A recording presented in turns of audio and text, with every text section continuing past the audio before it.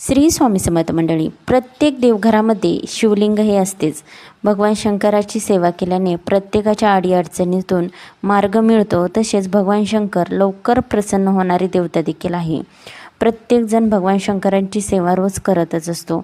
भगवान शंकरांचे शिवलिंग जर आपल्या देवघरामध्ये असेल तर काही नियमांचे पालन आपल्याला करायचं आहे. पहिला नियम म्हणजे रोजची रोज आपल्याला शिवलिंगाला अभिषेक करायचा आहे. दुधाने व पाण्याने आपण रोज शिवलिंगाला अभिषेक करायचाच आहे.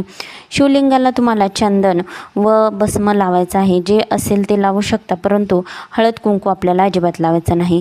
3 अक्षदा किंवा 5 अक्षदा शिवलिंगावर रोजची रोज अर्पण करायचे आहेत. तसेच शिवलिंगावर 1 बेलाचं पान रोज अर्पण करायचं आहे. कारण बेलाच्या पानाच्या विरहित आपल्याला शिवलिंग देवघरामध्ये कधीच ठेवायचं नाही. तेच बेलाचं पान तुम्ही रोजचे रोज स्वच्छ धुवून अर्पण करू शकता. कारण कितीही जीर्ण झालं तरी बेलाचं पान शिळं कधीच होत नाही. तेच बेलाचं पान जर तुम्ही रोज अर्पण केलं तरीही चालतं. शक्य नसेल तर तुम्ही एखादं छोटंसं चांदीचं बेलाचं पान करून शिवलिंगावर अर्पण करू शकता. कारण शिवलिंग हे बेलाच्या पानाच्या विरहित आपल्याला देवघरामध्ये कधीच स्थापन करायचं नाही. धन्यवाद.